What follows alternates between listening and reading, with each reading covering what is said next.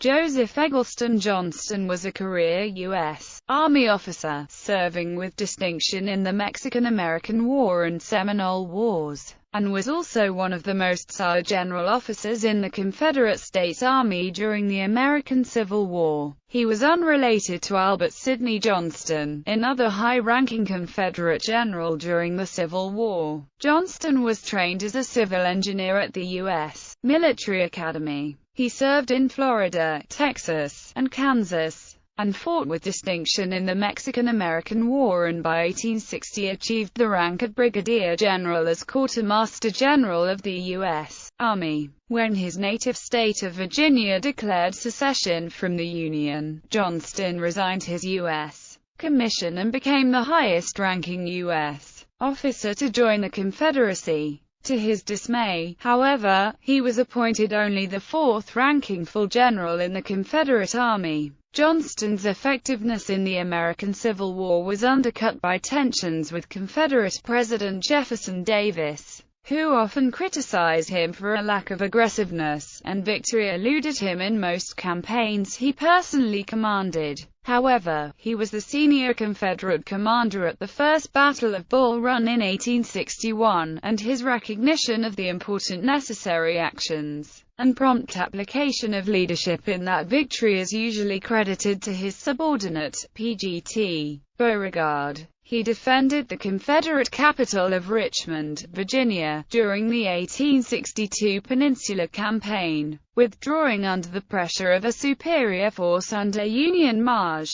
Gen. George B. McClellan. In his only offensive action during the campaign, he suffered a severe wound at the Battle of Seven Pines, after which he was replaced in command by his classmate at West Point, Robert E. Lee. In 1863, in command of the Department of the West, he was criticized for his actions and failures in the Vicksburg campaign. In 1864, he fought against Union Marsh. Gen. William T. Sherman in the Atlanta campaign, but was relieved of command after withdrawing from northwest Georgia to the outskirts of the city. In the final days of the war, he was returned to command of the small remaining forces in the Carolinas campaign and surrendered his armies to Sherman at Bennett Place near Durham Station, North Carolina on April 26, 1865. Two of his major opponents, General Ulysses S. Grant and Sherman, made comments highly respectful of his actions in the war, and they became close friends with Johnston in subsequent years. After the war, Johnston was an executive in the railroad and insurance businesses.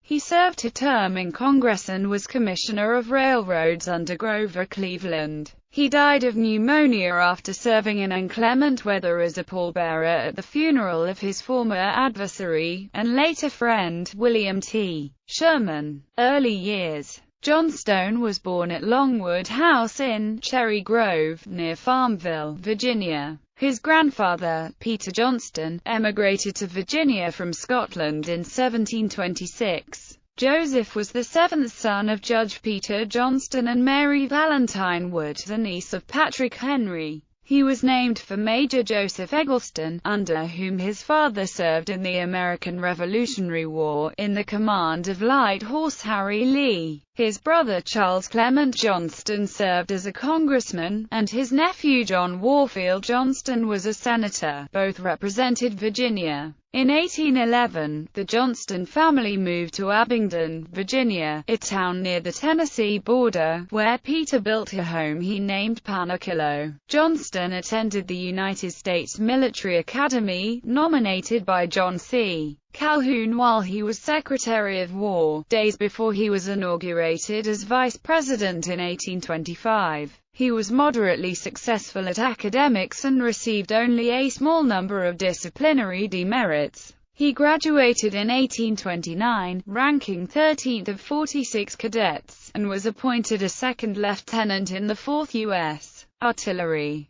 He would become the first West Point graduate to be promoted to a general officer in the regular Army, reaching a higher rank in the U.S. Army than did his 1829 classmate, Robert E. Lee. U.S. Army service. Johnston resigned from the Army in March 1837 and studied civil engineering. During the Second Seminole War, he was a civilian topographic engineer aboard a ship led by William Pope MacArthur. On January 12, 1838, at Jupiter, Florida, the sailors who had gone ashore were attacked and Johnston was to claim there were no less than 30 bullet holes in his clothing and one bullet creased his scalp, leaving a scar he had for the rest of his life. Having encountered more combat activities in Florida as a civilian than he had had previously as an artillery officer, Johnston decided to rejoin the Army. He departed for Washington, D.C., in April 1838 and was appointed a first lieutenant of topographic engineers on July 7. On that same day, he received a brevet promotion to captain for the actions at Jupiter Inlet and his explorations of the Florida Everglades. On July 10, 1845, in Baltimore, Johnston married Lydia Mulligan Sims McLean, the daughter of Lewis McLean, the president of the Baltimore and Ohio Railroad and a prominent former politician. They had no children. Johnston was enthusiastic about the outbreak of the Mexican-American War. He served on the staff of Lt.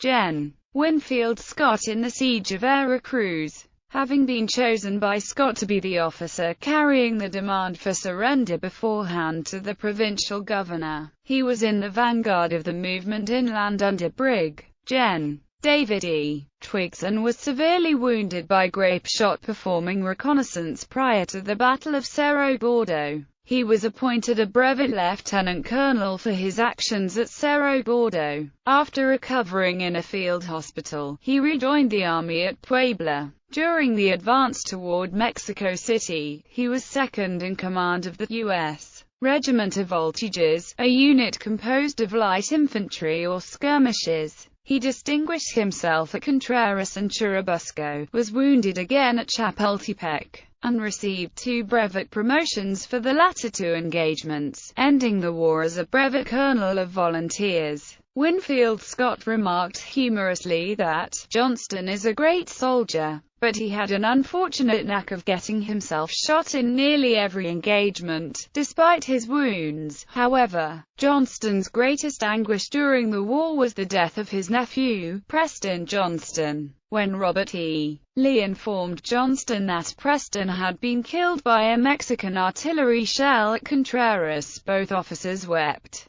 and Johnston grieved for the remainder of his life. Johnston was an engineer on the Texas-United States boundary survey in 1841 and returned to be chief topographical engineer of the Department of Texas from 1848 to 1853. During the 1850s he displayed an early indication of his sensitivity for rank and prestige, sending letters to the War Department suggesting that he should be returned to a combat regiment with his wartime rank of colonel. Secretary of War Jefferson Davis, an acquaintance of Johnston's from West Point, rebuffed these suggestions, a practice that he would continue during the Civil War, much to Johnston's irritation. Despite this disagreement, Davis thought enough of Johnston to appoint him lieutenant colonel in one of the newly formed regiments, the 1st U.S. Cavalry at Fort Leavenworth, Kansas, under Col. Edwin V. Bull Sumner, on March 1, 1855. In this role, Johnston participated in actions against the Sioux in the Wyoming Territory and in the violence known as Bleeding Kansas. He developed a mentor relationship and close friendship with one of his junior officers, Captain George B. McClellan, who would become one of his principal opponents during the Civil War. In the fall of 1856, Johnston was transferred to a depot for new recruits at Jefferson Barracks, Missouri. In 1857 he led surveying expeditions to determine the Kansas border. Later that year, a new Secretary of War replaced Jefferson Davis. John B. Floyd, a native of Abingdon, a cousin of Johnston's by marriage, and former guardian of Preston Johnston, Floyd overturned Davis's previous decision about Johnston's highest brevet rank, and he was listed as a brevet colonel for Cerro Gordo, an action that caused grumbling within the Army about favoritism. In 1859, President James Buchanan named Johnston's brother-in-law, Robert McLean, as minister to Mexico, and Johnston accompanied him on a journey to visit Benito Juárez's government in Veracruz, ordered to inspect possible military routes across the country in case of further hostilities. Brig. Gen. Thomas S. Jesup, the Quartermaster General of the U.S. Army, died on June 10, 1860. Winfield Scott was responsible for naming a replacement, but instead of one name, he offered 4 possibilities: Albert Sidney Johnston, Joseph E. Johnston, Robert E. Lee, and Charles F. Smith.